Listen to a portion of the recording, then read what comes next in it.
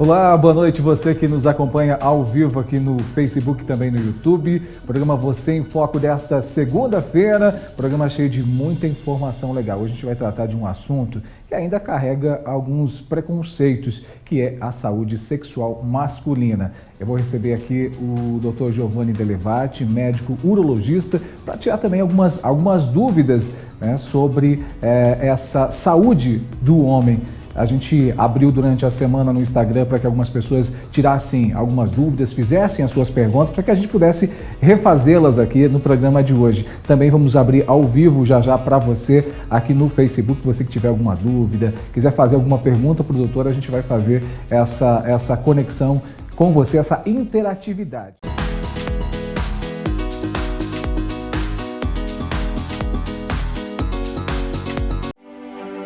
Mudança, evolução, tecnologia, transformação.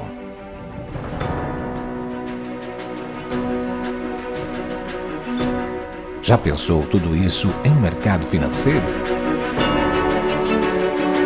Quer conquistar a sua liberdade? Somos especialistas em soluções financeiras, tecnológicas e empresariais. Tem o suporte necessário para escolher a mudança da sua história. A LifeTcom simplifica para você.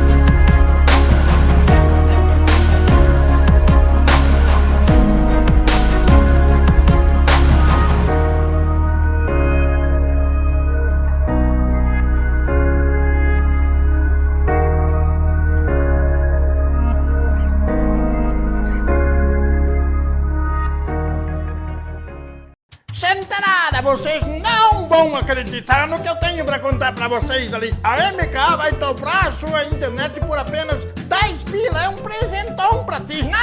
Não é internet em dobro por 10 pila. É internet em dobro por 10 real na MK Telecom. Mas tá esperando o que, pia? Corre, vamos! Acelere e garanta seu novo plano antes que a promoção acabe. O dobro por 10 reais. É só na MKA Telecom.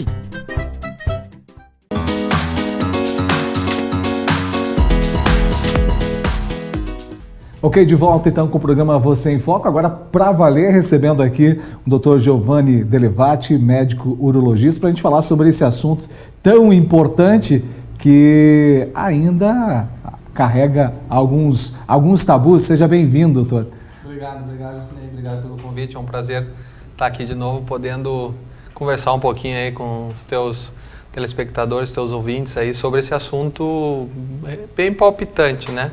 Mas que já, desde a última vez que nós conversamos, com certeza já evoluiu um pouco, aí o pessoal está mais, né, tá mais tranquilo, está procurando mais. Né? Que bom que há essa evolução, até porque tudo tem se evoluído automaticamente, as pessoas acabam reconhecendo a necessidade de buscar a prevenção antes de mais nada, né? E eu acho que dos grandes fatores que está levando a isso é justamente o que nem está acontecendo hoje, né? É o programa informativo, né? O pessoal hoje, com a mídia que tem, com os canais de TV que tem, né? Com o Facebook, enfim, com toda essa plataforma aí de informática que existe, né? Se busca mais informação, então as pessoas elas estão mais informadas e estão procurando mais, né? E isso é uma coisa muito boa. Quanto tempo já de medicina? Eu formei em 98, são 21 anos. 21 anos. 15 anos como urologista, né? Nesses 15... Pô, tô velho. Não estava previsto essas perguntas. Tu não ia me fazer pergunta pessoal. Não, mas é um tempo longo já, né? Nesses 15 anos, doutor, o que mudou em relação à procura ou que envolve a saúde sexual masculina? Teve algum tipo em especial que aumentou ou que diminuiu? O que há 15 anos atrás era a maior demanda do consultório para hoje? Teve alguma alteração ou ainda são as mesmas coisas? A medicina dentro da urologia deu um grande salto, né? Eu me lembro quando eu estava fazendo residência, né, em 2001, começou a se lançar várias medicações para o tratamento da disfunção erétil, né? E essas medicações, elas vieram evoluindo com o passar do tempo e surgindo novos remédios, medicações para a gente conseguir tratar todas as fases do problema de disfunção sexual dos pacientes. E isso trouxe um alento para as pessoas e, com certeza, com toda essa nova tecnologia de medicamentos que a gente tem, com toda a tecnologia de informação que tem, as pessoas começaram a procurar mais, automaticamente os resultados começaram a ser mais efetivos e, consequentemente, as pessoas começaram a buscar mais o atendimento e procurar mais o tratamento desse tipo de problema, apesar de ainda existir, com certeza, um tabu de você chegar até o profissional, de você contar a sua história, de você explicar e expor a sua vida, né, para um profissional, mas felizmente isso hoje está caindo cada vez mais, né, esse tabu, e as pessoas estão cada vez mais procurando. Tanto é que a gente atende, nesse sentido, pessoas de todas as idades, né? Ou seja, quando a gente fala nessa procura, é possível que até o número de atendimentos tenha aumentado, mas isso também não significa que são pessoas que a situação que envolve tenha aumentado, e sim a procura, né? Ou seja, os problemas sempre existiram, né? Desde que o homem é homem, né? Sempre esse tipo de situação sempre existiu. O que a gente percebe é que aquela questão que vem acompanhada da idade, né? Que é aquele homem que já tem uma série de outros problemas, né? Hipertenso, é cardiopata, tem dislipidemia, né? Alteração de colesterol, triglicerídeo, é diabético, fuma, é obeso, não faz atividade. Essas pessoas automaticamente no transcorrer da vida vão ter um quadro de disfunção erétil, vão ter um problema relacionado com a parte sexual. Então isso já é sabido, conhecido e por nós médicos, né, bem entendido. Mas o que a gente percebe com a evolução também é que conforme as pessoas, né, conforme o mundo vai evoluindo e conforme toda essa tecnologia e toda essa agitação do dia a dia também vai evoluindo, as pessoas têm se tornado cada vez mais depressivas, cada vez mais ansiosas, cada vez com mais problema. Então hoje a gente também vê muita pessoa jovem procurando o consultório por uma disfunção sexual. Nessa linha, não sei se dá para afirmar, mas dá para se dizer que boa parte ou a maioria dos casos que envolve a saúde sexual masculina também está voltada ao psicológico, justamente tendo em vista a todas essas mudanças que a gente vive no dia a dia? O psicológico sempre vai estar afetado. Ou ele vai ser a causa do problema, ou ele vai ser depois a consequência do problema. Porque quem entra numa situação, por exemplo, uma doença orgânica, né, uma doença que vai levar a um quadro de disfunção sexual, automaticamente, né, vai perder a autoestima, a pessoa vai começar a ficar decepcionada com o seu desempenho e vai afetar o lado emocional e psicológico.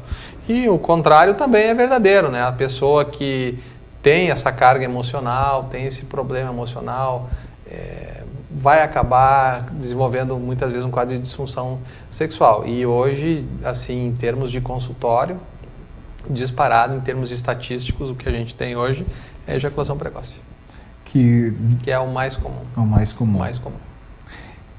Importante, já a gente vai entrar, inclusive tirar algumas dúvidas mais aprofundadas sobre cada caso, mas ainda de uma forma mais superficial, existe uma idade que definida para que o homem já procure, por exemplo, um urologista, tendo em vista a sua saúde sexual? Eu acho que a orientação sexual, quando vai começar, né, na adolescência, é sempre importante, né? A menina, ela tem o hábito de, com regularidade, procurar o seu ginecologista. Claro que essa educação sexual, ela parte de casa, né? fundamental, a parte de casa. A gente não pode relegar isso para o colégio ou para um médico, né? Então, a questão da educação sexual parte de casa. Mas as meninas vão muito mais frequentemente ao ginecologista, do que o menino ao urologista. Então, a ginecologista, na primeira menstruação da menina, já vai passar todas as orientações, como que é, né, como é que o corpo funciona, como é que é o desenvolvimento do corpo, enfim, né, quais são as esperanças que a gente espera em determinadas mudanças no corpo, na cabeça, né, porque a questão hormonal, né, a questão psicológica muda muito na menina também. E o menino, a gente não tem muito esse hábito de... É meio cultural isso, né? Exato, do menino ir lá, e aí agora, meu testículo cresceu, tá surgindo os pelinhos, eu estou tendo umas sensações diferentes, estou sentindo coisas diferentes, e aí? É uma transformação. Exato, né? Tanto física, né, como hormonal, como emocional, mas a gente não tem como uma rotina um menino procurar fazer uma avaliação, e dizer, e aí, o que precisa?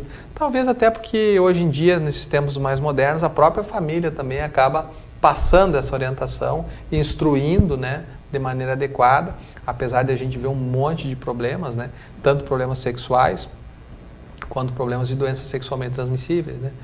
Então, sempre é válido uma boa orientação, né, sempre é válido.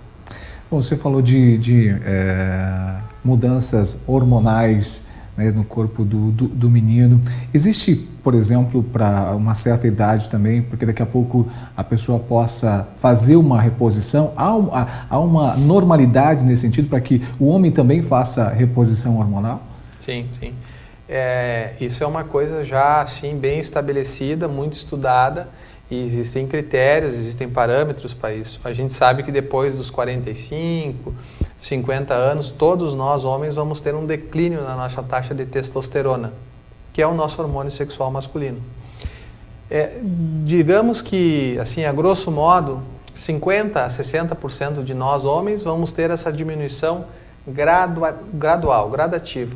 E nós não vamos ter muita interferência com essa redução. A gente vai ter algumas alterações que são normais com o nosso envelhecimento. Mas a gente tem em torno de 40% dos homens que vai ter um declínio mais acentuado dessa taxa hormonal. Ou seja, a definição é feita por um profissional se há necessidade. Exato. De... A gente junta um quadro clínico sugestivo de uma diminuição hormonal, por exemplo, diminuição de libido, né? Diminuição da potência sexual, irritabilidade, cansaço fácil, falta de concentração, né? A pessoa está mais apática, perda de massa muscular. São alguns sintomas que podem estar relacionados, porque também são sintomas que podem aparecer em outras doenças. Então, quando você junta esse quadro clínico associado a uma dosagem de testosterona baixa, você está autorizado, se ele não tiver nenhuma contraindicação, fazer a reposição hormonal. Que bacana. Deixa eu mandar um abraço que o pessoal tá acompanhando a gente. O Alex Ribeiro, a Kelly Zanon também está acompanhando. Inclusive, hoje a gente não vai ter o Espaço Saúde, porque o programa é dedicado todo a gente falar de saúde, viu? Um abraço para Silvia Kuhn, o Jefferson Rodrigues, o José Clóvis Moreira também, que sempre acompanha a gente aqui na nossa programação. A gente vai dar uma paradinha, doutor, para o nosso quadro Vamos Combinar, e daqui a pouquinho a gente volta. Se você tiver alguma pergunta a fazer aqui para o doutor, você pode entrar no nosso Facebook, a gente está acompanhando aqui, estou acompanhando quem está assistindo, as perguntas que vocês possam fazer, e a gente vai responder para você aqui no nosso programa. Então, a partir de agora está valendo as perguntas, já também tem algumas questões que foram feitas lá no nosso Instagram durante a semana, e a gente vai aprofundar um pouquinho sobre o assunto sexualidade masculina, saúde sexual masculina. Então, daqui a pouquinho a gente volta com isso. Antes, eu convido você para assistir o nosso quadro Vamos Combinar com a Débora Secom. Oi, gente, tudo bem? O nosso Vamos Combinar de hoje é dedicado ao público masculino. Vocês não estão vendo coisas, não. Eu estou mesmo de gravata e fui eu que fiz o nó, gente. Verdade. Roda a vinheta!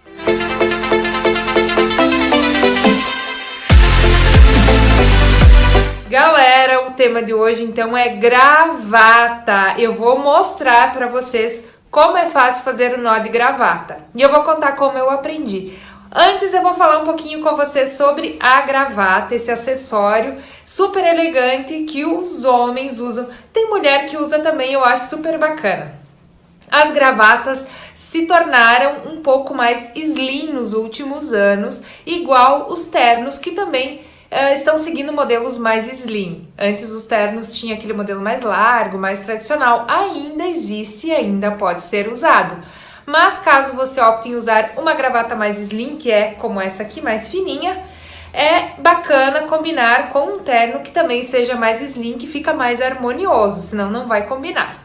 Falando em combinar, as gravatas têm de várias cores. Eu tenho algumas cores aqui diferentes. Mexi nas gavetas do marido.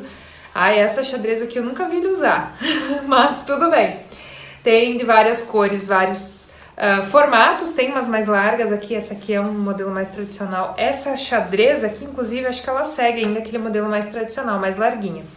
Mas agora, como eu disse, os homens estão usando mais as gravatas slim. Outra coisa que eu nunca achei muito harmonioso e eu fui pesquisar se pode ou não pode usar gravata com manga curta. Geralmente a gente vê usando com camisa de manga comprida porque é um acessório mais tradicional, mais elegante, mais social, né? Pode usar com camisa curta sim. Eu vi inúmeros looks masculinos na internet, super estilosos, usando inclusive com camisa jeans. Pode também usar com calça jeans. Eu achava que não podia. Gente, gravata pode com tudo, desde que você saiba harmonizar o look, deixar ele mais despojado, sem perder aquela elegância que a gravata traz. É só saber fazer as combinações. Dá uma pesquisadinha na internet que tem várias opções de looks despojados com gravata para o homem que não quer usar com o traje social, que é com o terno completo. Eu vou fazer um resuminho bem rápido para depois eu poder mostrar para vocês como é que faz o nó. Uma coisa bem importante para quem vai usar gravata, tem que saber o tamanho certinho. A minha tá bem certinha aqui, só que eu não tô de pé, não vou conseguir mostrar. Mas a ponta da gravata tem que bater na fivela do cinto, não pode ser nem mais comprida e nem mais curtinha. Aquelas gravatas curtinhas aqui são consideradas um erro grave. Então tu vai acertar na hora de fazer o nó o tamanho da gravata. Tem gente que usa aquelas gravatas que já vem com tipo um zíper, né? Só puxar e fica pronto, mas nada fica melhor, mais elegante do que o próprio nó que você mesmo vai fazer. Tem diferença, não adianta. A gravata que você faz o nó veste diferente, veste melhor. Eu tenho que olhar minha colinha aqui porque, gente, eu não domino o assunto gravata. Vocês vão ver depois, eu espero que eu acerte o nó. Porque eu comecei no domingo. Hoje eu tô gravando, é terça-feira. Eu treinei, uma vez eu errei, na segunda eu já acertei e não esqueci. Eu espero que eu não esqueça agora, né? Quando for, no caso aqui eu tô usando uma gravata lisa, preta. Não quer errar, tem medo de errar? Mesma dica que eu dei para as mulheres do vestido pretinho básico. A gravata preta é infalível, não tem erro. Se você usar com uma camisa estampada, use uma gravata sem estampa. Dá para fazer combinação de tom sobre tom, que não tem erro, fica super elegante. Se a gravata tem estampa, se tem xadrez, tem cor, tem listra, use uma camisa lisa para as cores, as estampas não brigarem da camisa com a gravata. Então faz uma coisa harmoniosa. Se uma tem estampa, a outra não tem. Eventos mais elegantes à noite, cores mais escuras, tons dourados, no marrom. Durante o dia vai bem o rosa, o vermelhinho. É mais livre para usar tudo que é cor durante o dia. É claro que se não for uma gravata muito chamativa, tranquilo usar em evento mais social. Estampas menorzinhas também, fica super elegante, fica mais tradicional para quem gosta aí de usar o traje completinho. Gente, é isso. Na dúvida, usa a gravata preta que combina com tudo. Eu vou mostrar para vocês, eu vou abrir aqui como eu aprendi. Tem camisa que não é para usar com gravata, também tem que observar isso. A camisa para gravata geralmente tem essa golinha maior, tá? As outras têm aquela golinha menor. Ergue aqui a golinha, vamos lá. Pega a parte da costura pra fora. Eu já vi das duas formas, mas pra mim deu certo assim. Segura, agora eu não lembro qual lado. Eu vou segurar na mão direita a parte menor que vai ficar atrás. E aqui você vai ajustar o tamanho. Como eu sou uma pessoa mais alta, eu vou deixar mais curtinha. Boto por cima da parte maior. A parte maior eu pego, passo aqui no meio, lá atrás, e venho pra frente. Aí, apertei aqui, seguro aqui em cima, vou fazer uma volta, vem atrás de novo, passa aqui por trás, aqui na frente desse anel que formou e puxo. Agora eu vou ajustar, vou puxar a partezinha de trás e pronto. Meu Deus! Gente, de novo. Vamos lá. A parte mais curta por cima. Pego a maior, vai lá atrás. Agora vai dar certo. Seguro o nozinho que eu fiz, vou fazer um anel. Pego ele aqui, ele vai passar no meio. Aqui, ó, tá saindo a ponta aqui. E desce aqui.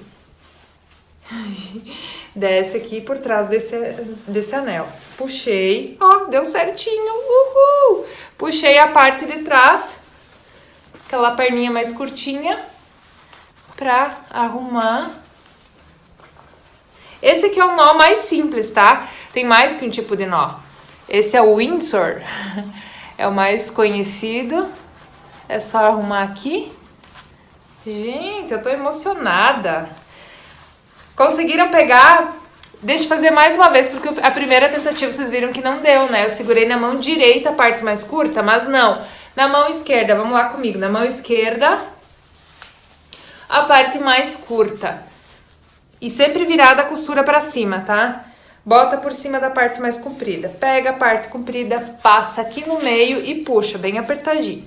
Segura em cima desse nozinho, faz um arco aqui e segura com o dedo aqui. Agora bota lá por trás, no meio, e vai passar dentro desse arco que se formou aqui. Entenderam? Puxa. Agora puxa a parte de trás e só arrumar a gravata. Caramba, tô emocionada. Porque assim, ó, tem muita gente que tem dificuldade pra fazer, tem muitos homens que têm dificuldade pra fazer o nó de gravata. Eu olhei na internet, eu pedi pro meu marido me ensinar. Ele disse assim, pesquisa na internet e vê se tu consegue, porque do jeito que eles explicam, é bem difícil. E assim, eu assisti um vídeo, eu não consegui fazer. Assisti o próximo, consegui, deu super certo. Então, gente, esse é o nó. O nó simples, o mais fácil que tem pra fazer de gravata. Se ficou alguma dúvida, me chamem que eu faço um outro vídeo. Vocês viram que na minha primeira tentativa eu errei, porque eu segurei na mão direita a parte mais curta. É na mão esquerda. É super fácil. Repete aí, assiste de novo o vídeo que você vai conseguir. E eu tenho também, eu testei e aprovei para os homens. Deixa eu ver onde é que eu guardei. É esse cinto aqui. Tem nos sites na internet, a gente comprou direto da China. Para que é esse cinto, ó? Ele encaixa aqui. Para quem usa camisa social, sabe que quando a gente coloca a camisa dentro da calça, ela escapa. Quando você entra no carro, sai, senta, levanta, a camisa acaba saindo, você fica colocando ela para dentro, amassa toda a camisa. Esse cinto tem a função de segurar a camisa para isso não acontecer. Você usa, lá embaixo, né, no caso, o cinto ao redor e encaixa ele, essa parte aqui, encaixa no botão da camisa, o último botão, e fecha aqui. Ele vai segurar a camisa, depois você veste a calça por cima, ele não vai deixar que a camisa escape da calça. É super bacana essa dica, não só para homens, para as mulheres também, mas principalmente os homens que vestem roupa social para trabalhar todo dia, e aquele fato da camisa sair incomoda muito, gente. Vale super a pena, me chamem que eu conto para vocês onde eu comprei, mas é direto da China, tá? Vale super a pena. Gente, a dica de hoje foi essa, o programa foi dedicado ao público masculino, é claro que as mulheres também vão se divertir muito com a minha dica das gravatas. Gente, por hoje é só, me sigam lá no Insta, @DéboraDaia, nos acompanhem aqui no canal do JCTV Web toda semana aqui com vocês, é um prazer estar todas as segundas aqui com vocês, fiquem ligadinhos, um abraço, boa semana!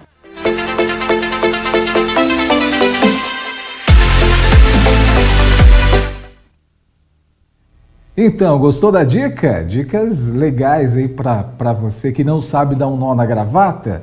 né? Pode reassistir o vídeo, pode compartilhar com quem não sabe, né? Basta você ir lá nas redes sociais da JCTV compartilhar. Aliás, você vai lá no YouTube, compartilha o nosso link, se inscreve no canal, aciona o sininho lá para você ser notificado todas as vezes que a gente lançar um vídeo novo. Ajude a gente a divulgar o nosso trabalho também, tá bom? Além do mais, você pode sugerir através das nossas redes sociais as pautas que você gostaria que a gente trouxesse aqui para o programa Você em Foco. Estou recebendo aqui o Dr. Giovanni Delevati. Como a gente falou, a gente durante a semana abriu um espaço, né, para que as pessoas perguntassem, tirassem suas dúvidas, que a gente iria estar respondendo. A gente não, né? Dr. Giovanni.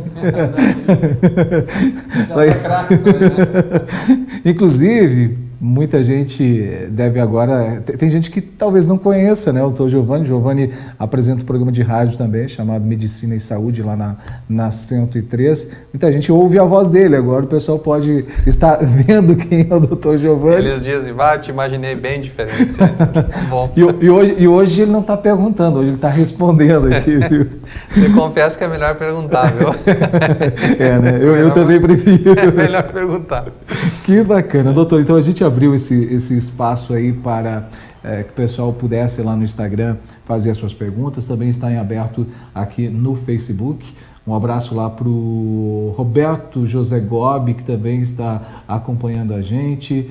O Grusfos Momentos, o Laerte Matias, a Rose Finato, Sidney Rode. Obrigado pela companhia de vocês aqui assistindo o programa Você em Foco. Bom, eu havia já lhe perguntado antes qual era a maior demanda no consultório que envolve a saúde sexual masculina. É a ejaculação precoce. Ejaculação precoce. Os problemas relacionados à ejaculação, à ereção, os fatores, quais são os principais fatores? São físicos, a gente também falava um pouquinho sobre isso. Dá para se dizer que são físicos, mas dá para se afirmar que os psicológicos são os mais fortes hoje? De uma maneira assim bem simples, né, para a gente entender, a gente divide basicamente em duas situações, a questão orgânica, né, das doenças, e a questão psicológica. E aí a gente coloca isso muito em faixa etária, né? Normalmente as pessoas acima de 55, 60 anos têm como principal causa a questão orgânica. Né? Por causa da idade, as doenças, né? Que vão acompanhando, e isso vai ser mais cedo ou mais tarde conforme o estilo de vida da pessoa. De uma maneira geral, claro que uma pessoa de 60 anos pode ter uma função sexual orgânica preservada e ter um quadro de disfunção sexual em função de um problema emocional psicológico. E quando as pessoas são mais novas, né, abaixo dessa faixa etária, aonde não se instalaram ainda as doenças, ou essas doenças não trouxeram os problemas crônicos que essas doenças acabam trazendo com o passar do tempo, a gente normalmente tem como principal causa o problema emocional, o problema psicológico, né? Então, basicamente, a gente divide assim, mas é difícil você tirar sempre o lado emocional, o lado psicológico dessas questões. As pessoas novas, 25, 30, 40, 50 anos, normalmente têm um fundo emocional bem significativo aí que acabam levando a isso. Não que não possam existir pessoas nessa faixa etária com problemas orgânicos, mas é bem mais difícil, né? Bom, a outra pergunta aqui é: com qual idade o desejo sexual masculino se altera? Seguindo um padrão, seria a partir da idade, por uma questão mais da idade mesmo? Isso a gente tem que cuidar bastante, assim, porque existe a diminuição do desejo sexual, ou a diminuição da libido, ou a diminuição da atividade sexual, que vai acontecer com o passar dos anos, né? Existe uma coisa natural, né? A gente não vai ter o mesmo vigor que nem tinha nos 20, nos 30, daí quando tem 40 igual aos 30, 50, né? Isso vai mudando. E existe uma diminuição da atividade sexual com o passar dos anos. Mas desde que isso não cause um problema para o casal. Então, muitas vezes, o casal tem relação com uma frequência bem maior. Com o passar do tempo começa a diminuir essa frequência. Mas quando tem a relação é prazerosa, não é uma coisa que esteja interferindo na vida do casal e que eles estão satisfeitos, ótimo, tranquilo, né? Agora, via de regra, essa diminuição do desejo sexual começa a acontecer depois dos 50, 55 anos, naqueles homens que vão ter essa diminuição hormonal, né? Que vão ter a diminuição da testosterona. Ou quando começa a aparecer algum problema emocional psicológico, né? O cara está cheio de problemas, cheio de ansiedade, cheio de depressão, automaticamente esse desejo, essa libido vai acabar diminuindo. E uma outra causa é a questão medicamentosa, né? Tem alguns medicamentos que são utilizados, às vezes para controle de ansiedade, depressão, que também pode influenciar no desejo sexual. Mais uma pergunta aqui, com que frequência os homens deveriam consultar um urologista? A gente falava agora há pouco que, até por uma questão cultural, as mulheres já, desde da adolescência ou a pré-adolescência, já procuram o seu médico. No caso do homem, existe também um padrão para isso? Que não esperar realmente estar com alguns sintomas? Existe uma coisa bem definida que é em relação à questão do câncer, né? Todo homem, depois dos 50 anos de idade, deve fazer sua avaliação rotineira com o urologista. E quando se tem um histórico familiar, né, de câncer de próstata, a partir dos 45 anos de idade. Isso tem mudado um pouco, né? Hoje a gente ouve falar numa coisa chamada avaliação personalizada, ou seja, cada pessoa, né, vai discutir, cada paciente com o seu urologista, a necessidade dessa avaliação anual, ou a cada 2 anos, ou a cada 3 anos, conforme tiver os seus exames, conforme tiver o toque retal. Então hoje a gente já fala mais uma questão personalizada, mas via de regra na urologia, a partir dos 45 anos, quem tem histórico familiar de câncer de próstata, a partir dos 50 quem não tem, e automaticamente em qualquer fase da vida onde a pessoa notar alguma alteração que esteja relacionada com a questão sexual. Uma idade boa na adolescência para ter alguma orientação em relação à questão sexual, para avaliar a questão testicular, se está com desenvolvimento normal, se tem alguma doença, por exemplo, uma varicocele, que pode prejudicar a fertilidade, né, alguma lesão de testículo, porque o câncer mais comum da faixa etária dos 20 até os 40 anos no homem é o câncer de testículo, né? Então, alguns cuidados que a gente orienta, né, durante a adolescência ali.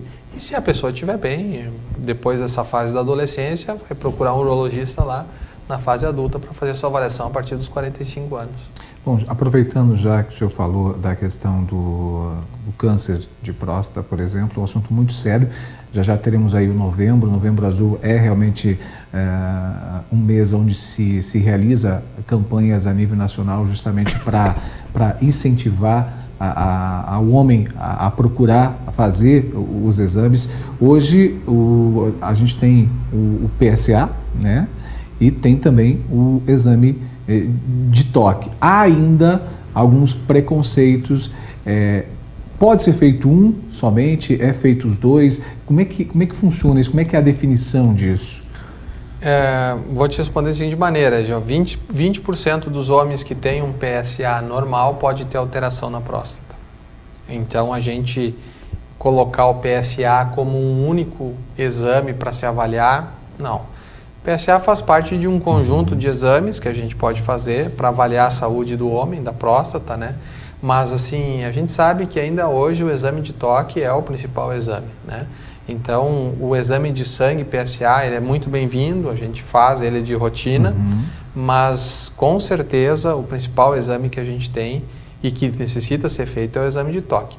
E tem um terceiro exame agora bastante interessante também e que tem entrado assim no nosso hall de exames, não digo de rotina, mas com uma frequência muito grande, é a ressonância multiparamétrica da próstata, que é uma ressonância especial que se faz para avaliar o tecido prostático. Então esse é um exame também que vem ganhando cada vez mais força. Então a gente hoje tem um tripé aí o exame de toque, que é o principal, o PSA, que é o exame de sangue, e em alguns casos aí selecionados, uma quantidade boa de casos já, a gente pode solicitar uma ressonância multiparamétrica para avaliar o tecido prostático. Bom, por isso que é importante deixar esse preconceito de lado, porque quanto antes for identificado qualquer diagnóstico, né, mais fácil de tratar. Com certeza. E esse é o objetivo, né, Jusinei? É o diagnóstico precoce de qualquer doença, na verdade, né? Se você consegue ter um diagnóstico precoce, você consegue pegar uma doença inicial, automaticamente seu tratamento é muito melhor e a sua taxa de cura é elevadíssima, quando a gente fala em próstata, pelo menos, né? Bom, vamos para mais uma pergunta aqui. Como é o tratamento para ejaculação precoce e impotência sexual? Assim, para ejaculação precoce, que é o problema mais frequente que a gente tem hoje no consultório, em torno de 30% a 35% dos homens vão ter esse problema de ejaculação precoce, e muito vem pelo estilo de vida, né, que vem se tendo aí, porque hoje a gente tem como principal causa de ejaculação precoce a ansiedade, né? Não que seja uma coisa obrigatória, eu sou ansioso, eu vou ter, ou eu sou calmo e não vou ter, né? Mas assim, hoje como principal causa, a ansiedade, existindo outras causas aí. Então, o tratamento de ejaculação precoce hoje é feito a partir de, basicamente, de duas maneiras. Primeiro, medicamento, né? A gente tem medicamentos que a gente utiliza. Esses medicamentos, temos medicamentos de uso diário, temos medicamentos sob demanda, que tu usa só no dia da relação, né? Que é um pouco complicado, né? Porque às vezes você não sabe se vai ter a relação ou não, enfim. E nós temos o tratamento psicológico, né? Nós temos um tratamento através da psicoterapia comportamental, né? E que é um grande problema de conseguir encaminhar os pacientes, né? Eles não querem, é difícil você conseguir encaminhar. A ideia é de uma resposta rápida com o medicamento, né? Todo mundo quer um efeito rápido com a medicação, então hoje a maioria das pessoas, a grande maioria das pessoas, a gente trata com medicação. O problema é que o remédio, na grande maioria das vezes, quando você para ele, o problema pode voltar. O problema pode voltar. E aí você fica naquele impasse. Quanto tempo você vai usar de remédio? Né, que dose você vai usar? Você vai ir diminuindo? Você vai tentar mantendo o paciente com uma dose baixa por um tempo mais longo? A realidade é a seguinte, o medicamento tem uma ação muito boa. O medicamento funciona muito bem, mas o grande problema é a hora que você vai reduzir a dose e parar ele, né? Você não sabe qual é o paciente que vai ficar bem, qual é o paciente que vai ter uma recaída rápida, então é bem complicado essa questão aí, né? Isso obviamente pode variar de cada pessoa, né? Exato. E para impotência sexual, para disfunção erétil, aí a gente tem também uma série de medicamentos, nós temos remédios de uso diário, remédios também sob demanda, você tem algumas vezes quando o remédio não funciona, o tratamento com algumas injeções feitas diretamente no pênis, e na linha final aí você tem a prótese, né? Mas os medicamentos hoje têm uma ação muito boa, né? Nós temos assim uma gama de remédios assim hoje para tratar isso muito boa. A gente tem assim um armamentário muito bom, né, para poder oferecer para os pacientes. Ou seja, não tem por que você, homem, ficar sofrendo por causa de preconceito, né? Tendo visto que é uma das áreas também da medicina que evoluiu bastante, né? Com certeza. Temos, assim, desde a época que eu saí da minha formação, que lançaram o famoso Viagra, né? Tem pergunta aqui sobre isso, né? Depois veio um monte de medicação aí, né, semelhante ao Viagra, doses mais baixas, doses mais altas, tratamento diário, tratamento no dia da relação, enfim, né? Que bacana, olha só. Existem doenças sexualmente transmissíveis que não manifestam no homem, mas mesmo assim podem ser transmissíveis, pode transmitir para parceiro? A gente tem uma doença sexualmente transmissível que é o nosso grande problema hoje, que é o HPV, né? O HPV, ela é uma doença sexualmente transmissível que é causada por um vírus, né, que causa a famosa verruga no pênis. Às vezes você não tem aquela verruga tradicional, você tem uma lesãozinha plana, uma lesãozinha um pouco mais elevada, muitas vezes passa desapercebido, né? E como você não tem sintoma, porque ele não dói, ele não arde, ele não coça, né? Muitas vezes você é um portador, você entra em contato, você adquire o vírus, você não sabe que tem a doença, você tem às vezes lesões pequenas e você acaba transmitindo isso, né? Você acredita que em torno de 70% das pessoas hoje já entraram em contato com esse vírus. Não significa que desenvolveram a doença, mas que a gente tem aí um percentual da população muito grande que já entrou em contato com o vírus. E quando você entra em contato com o vírus, você pode desencadear a doença, entre 3 semanas a 3 meses você desenvolver uma lesão. Você pode entrar em contato, você está com uma boa imunidade, você não teve nenhuma lesão no pênis, nada, e você automaticamente não fica com o vírus. E uma terceira situação é que você entra em contato, o vírus fica incubado ali, ele fica em estágio latente, que a gente chama, e depois de um certo tempo você tem alguma outra doença, você baixa a sua imunidade e você desenvolve a lesão, entendeu?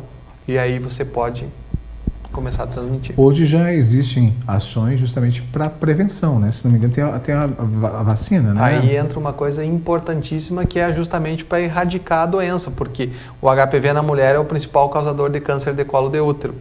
Então hoje a vacina, ela é fundamental, porque a vacina, ela pode ser o grande visor de águas aí. Você pode erradicar o câncer de colo de útero, você vacinando as meninas e automaticamente você vacinando os meninos. E por incrível que pareça, Jucinei, tem gente que não faz, ou tem famílias que levam a filha ou o filho, fazem uma dose e não voltam para fazer as outras doses. Então, na verdade, existe uma desinformação e uma cultura, às vezes, quanto a essa questão da vacina, que acaba trazendo um prejuízo enorme, né? Porque uma lesão de HPV, um vírus de HPV, pode ser um causador de câncer, um câncer de colo de útero, pode ser um causador de câncer de pênis, um câncer de reto, um câncer de laringe, câncer de boca. Então, não justifica você não fazer a vacina, né? E hoje a vacina é disponibilizada gratuitamente, né? Mais essa, hein? Mais essa, né? Que nem dizia o ditado, de graça até a vacina na testa, tem injeção na testa. Tem gente que não aceita. Essa não é na testa e o pessoal não aceita. Não aceita. Então não dá para entender, né? Você deixar de vacinar hoje o seu filho, a sua filha, né, dos 9 ali até os 12, 13, 14 anos, chega a ser um crime, né, cara? Mas a responsabilidade ainda está sobre os pais, né? Então é importante que se tenha essa conscientização também. E eles têm essa conscientização por quê? Porque nos colégios é falado sobre isso. As crianças são orientadas e elas levam para os seus familiares, aqueles que são mais desinformados, né? E mesmo assim, infelizmente, a gente não tem um percentual como a gente gostaria que tivesse de vacinados. Infelizmente. A outra pergunta também vai nessa linha, doutor. Se o homem pode ter o vírus do herpes e não manifestar sintomas? O herpes é um vírus um pouquinho diferente do HPV, porque assim, o vírus do herpes, ele normalmente vai te dar uma alteração assim mais perceptível, no sentido de quando você tem uma lesão pequena do vírus do HPV, né? O herpes, ele vai causar uma ardênciazinha no pênis, vai causar um desconforto, uma coceira, uma ardência. Ele vai formar umas vesículazinhas, como se fosse com um cachinho de uva, né? Bem pequenininho. Essas lesõezinhas, elas vão romper, vai sair um líquidozinho de dentro e vai formar uma ferida.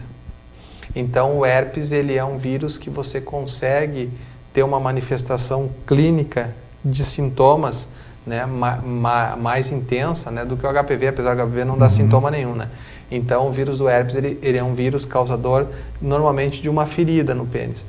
E o herpes tem uma característica, assim, o herpes, você só vai transmitir ele quando você tiver uma relação com uma pessoa que está num vírus na fase aguda, assim, quando você tem a lesão.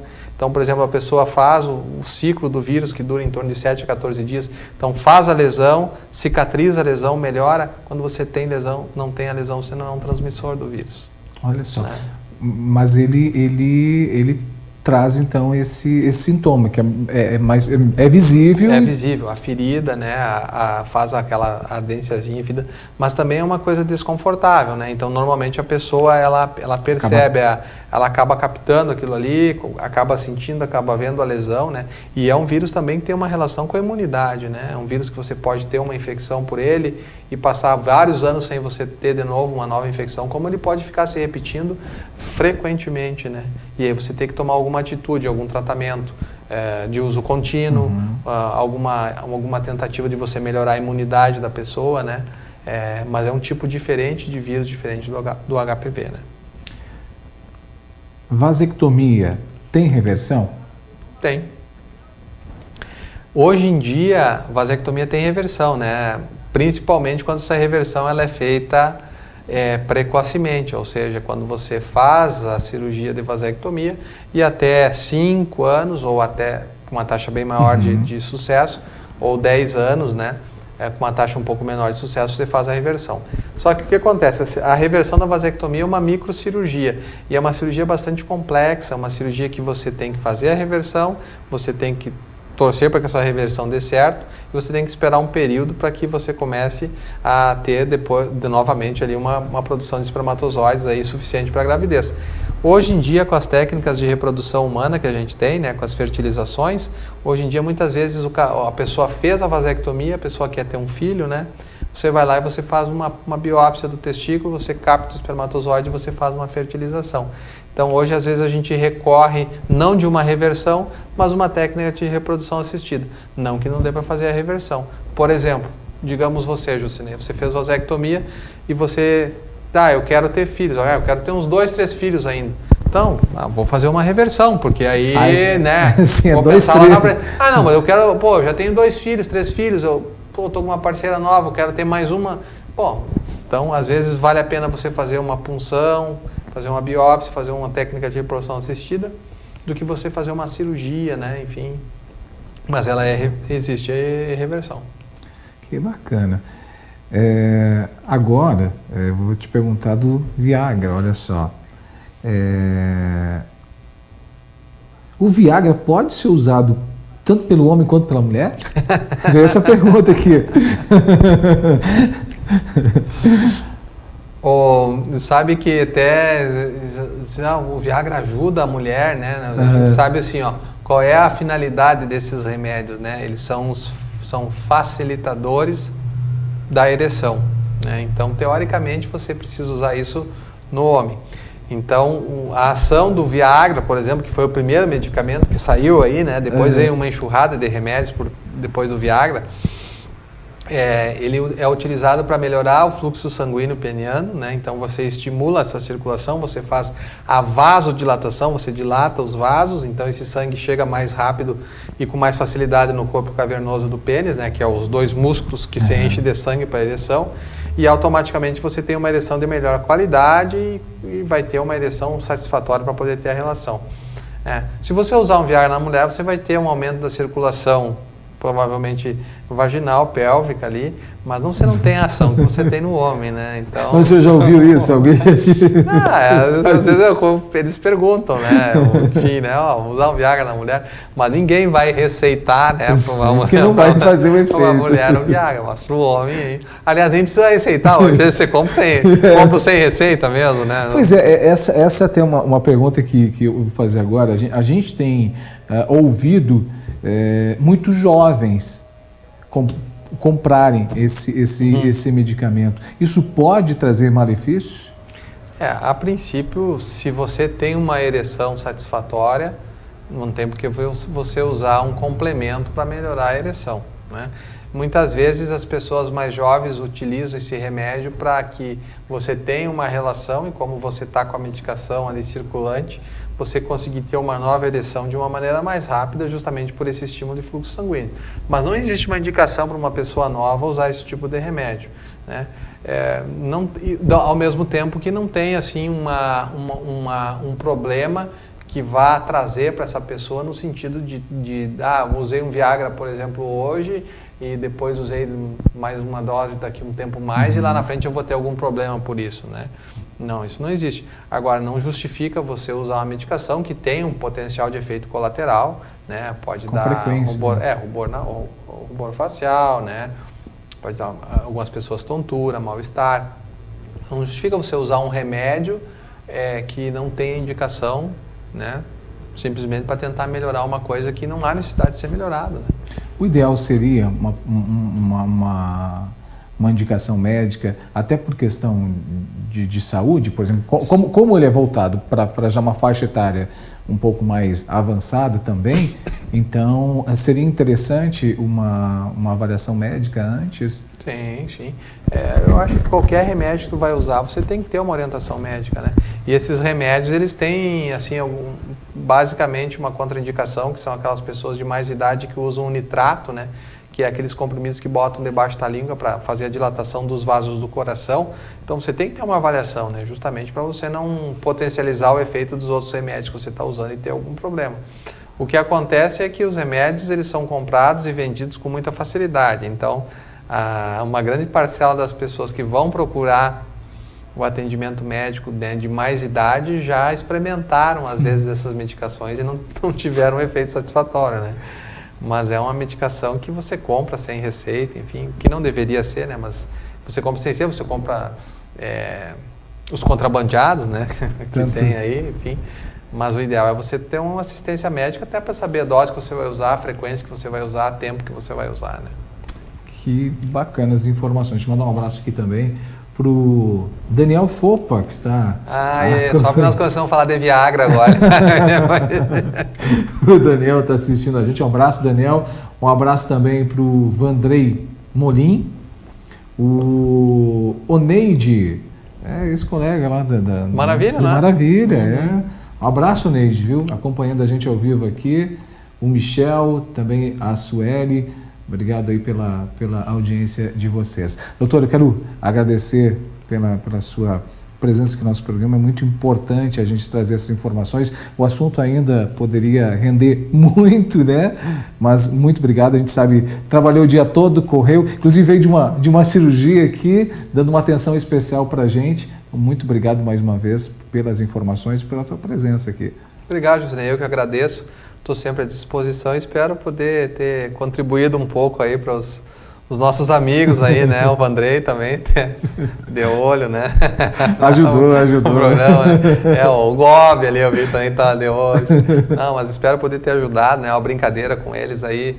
A gente sabe que eles te visualizam aí, te escutam. O teu programa é muito interessante, né? Mas eu agradeço o convite e estou sempre à tua disposição. Obrigado. Dr. Giovanni Delevati, médico urologista, falando com a gente hoje sobre a saúde sexual masculina. Obrigado para todas as pessoas que mandaram perguntas para a gente aí durante a semana no nosso Instagram também, as pessoas que acompanharam a gente aqui ao vivo. Lembrando que você pode assistir na sequência também lá nas nossas redes sociais, no nosso site da jctvweb.com.br. Compartilhe esse vídeo, são informações interessantes que vale a pena você disseminar para que mais pessoas possam ter conhecimento e cuidar da sua saúde, em especial os homens que têm muito tabu ainda sobre essas questões sexuais. Muito obrigado pela sua companhia. Na próxima semana a gente volta com mais um programa Você em Foco, cheio de muita informação, claro, esperando encontrar você. Até lá!